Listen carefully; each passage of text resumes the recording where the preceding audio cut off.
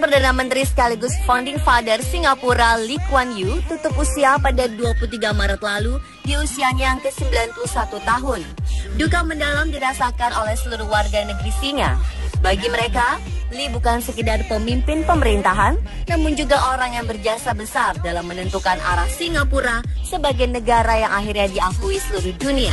Kendati hujan turun mengguyur negeri pulau tersebut, puluhan ribu orang berjajar di jalanan untuk menyaksikan peti jenazah Lee Kuan Yew yang dibawa dalam suatu prosesi dari gedung parlemen.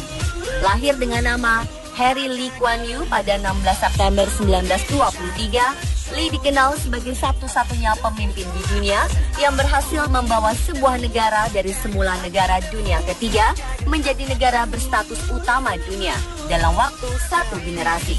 Di balik sosok besarnya tersebut, Lee punya beberapa fakta unik dan menarik yang kami telah rangkum informasinya ke dalam fakta unik Lee Kuan Yew sebagai berikut.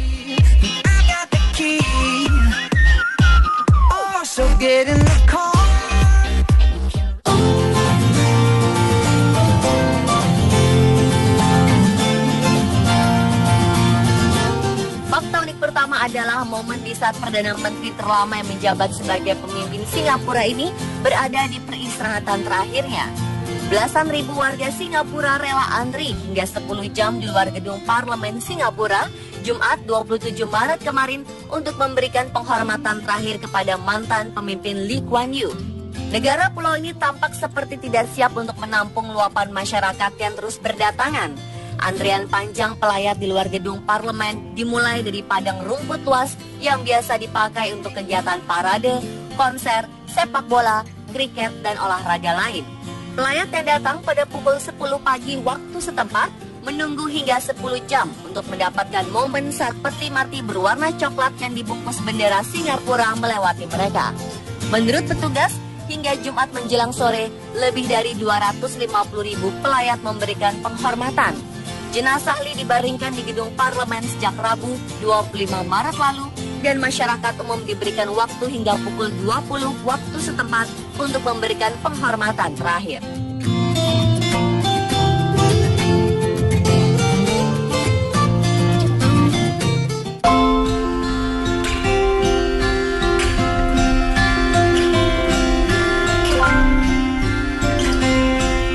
Selanjutnya pada 10 Maret 1965, bom meledak di McDonald House Orchard Road, Singapura.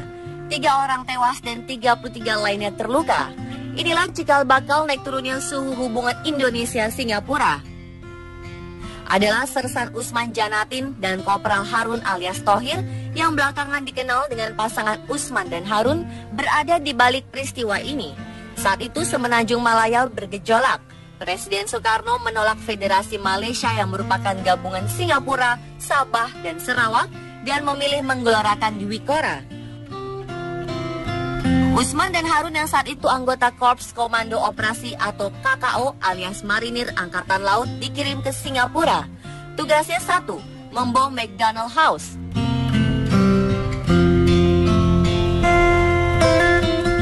Misi tersebut sukses. Namun sayang, Usman dan Harun gagal kembali ke pasukannya. Mereka ditangkap dan ditawan di Singapura.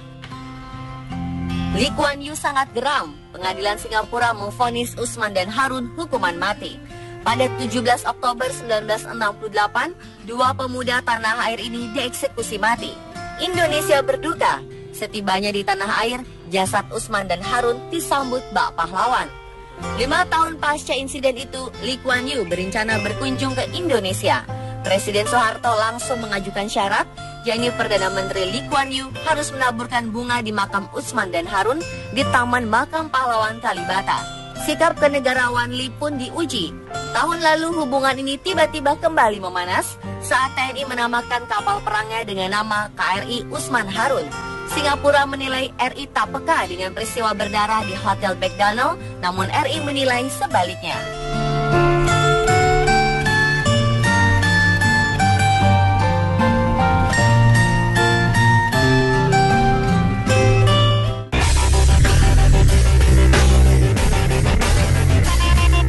Lee Kuan Yew ternyata baru mempelajari bahasa Mandarin dan Hokkien saat mendekati usia 40 tahun. Padahal itu adalah bahasa resmi nenek moyangnya. Selain itu, pada masa pemerintahannya, Lee Kuan Yew berusaha agar warga Singapura dapat menguasai dua bahasa, yakni Inggris dan Mandarin. Untuk keinginannya tersebut, Lee Kuan Yew rela menggelontorkan dana sekitar 130 miliar rupiah dari uang pribadinya. Ia begitu giat berkampanye agar anak-anak Singapura dididik oleh orang tua maupun institusi pendidikan untuk diharuskan mampu minimal dua bahasa.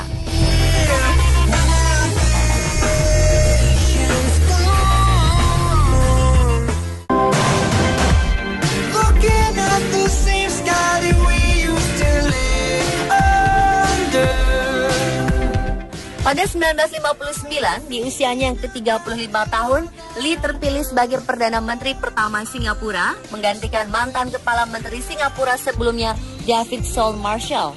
Setelah itu, Lee kembali terpilih menjadi Perdana Menteri selama 7 kali berturut-turut, yaitu pada tahun 1963, 1968, 1972, 1976, 1980, 1984, dan 1988.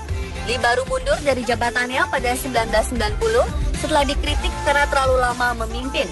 Di masa pemerintahan kabinet Goh Chok Tong, Lee menjabat sebagai menteri senior pada Agustus 2004. Goh mundur dan digantikan oleh Lee Hsien Loong, anak dari Lee Kuan Yew sendiri. Goh menjabat sebagai menteri senior dan Lee Kuan Yew menjabat posisi baru, yakni menteri mentor. Dengan duduk di kementerian selama 50 tahun terakhir, Lee adalah menteri dengan pelayanan terlama sepanjang sejarah Singapura.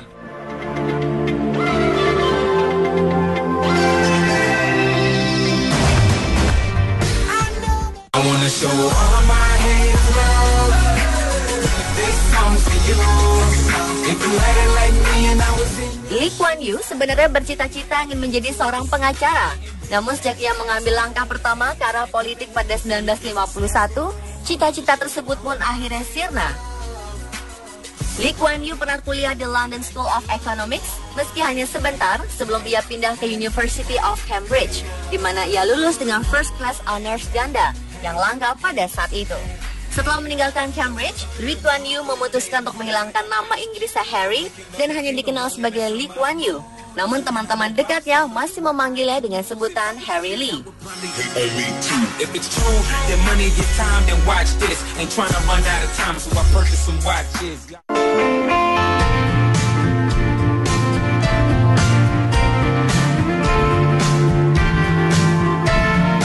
Siapa sangka ternyata Lee Kuan Yew selama ini mengidap penyakit disleksia ringan. Ia termasuk orang yang sulit dalam menangkap pelajaran. Disleksia adalah suatu kondisi genetik di mana dapat mempengaruhi seseorang dalam mempelajari bahasa baru, sehingga orang tersebut mengalami kesulitan dalam proses belajarnya. Namun orang yang bergenetik disleksia ini biasanya lebih kreatif untuk mengimbangi kelemahannya. Lee Kuan Yew seolah membuktikan teori lama di balik kekurangan pasti ada kelebihan.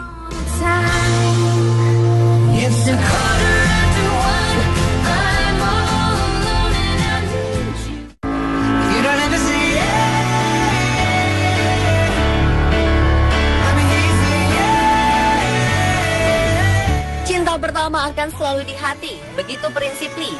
Ia menikahi cinta pertamanya, Kwa Geok Cho. Mereka menikah diam-diam di desa Shakespeare, Stratford-on-Avon, saat mereka menjalani kuliah di Cambridge University. Lalu saat akhirnya mereka tiba di Singapura, 1 Agustus 1949, mereka masih merahasiakan pernikahannya. Dan mereka pun pulang ke rumah masing-masing. Lee dan Chu menikah kembali di Singapura pada 1950. Orang tua mereka menggarakan resepsi untuk sanak keluarga di Raffles Hotel. Hingga saat ini pasangan Lee dan Kwa Geok Cho dikaruniai 3 orang anak. Mereka adalah Lee Hsien Loong yang saat ini menjabat sebagai Perdana Menteri Singapura, Lee Wai Ling, dan Lee Hsien Yang. Sayang, istrinya ini telah terlebih dahulu meninggalkannya sejak 2010 silam.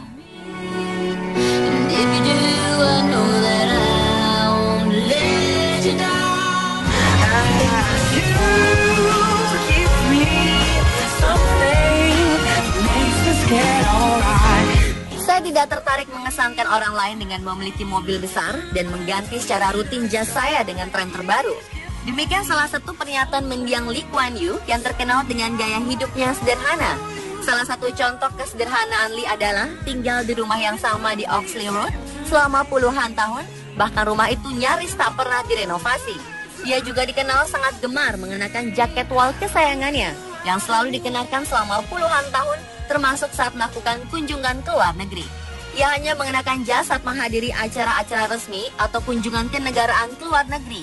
Gaya hidup sederhana Lee itu dibenarkan putra keduanya Lee Sen Yang yang menceritakan, meski memiliki jabatan tinggi, Lee tak tertarik mengkoleksi jam tangan atau barang-barang mahal lainnya. Lee bahkan jarang menyimpan hadiah-hadiah mahal yang diperolehnya dalam berbagai kesempatan. Biasanya Lee kemudian memberikan barang-barang itu kepada anak, menantu, atau anggota keluarga lainnya.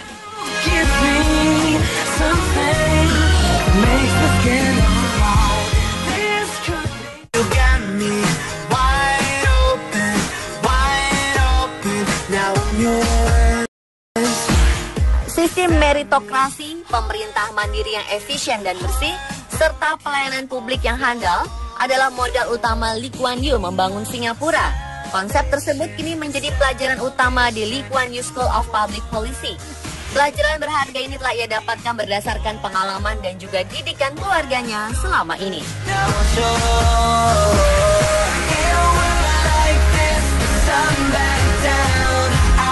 Dan itulah pemirsa, fakta-fakta unik tentang Lee Kuan Yew versi On The Spot.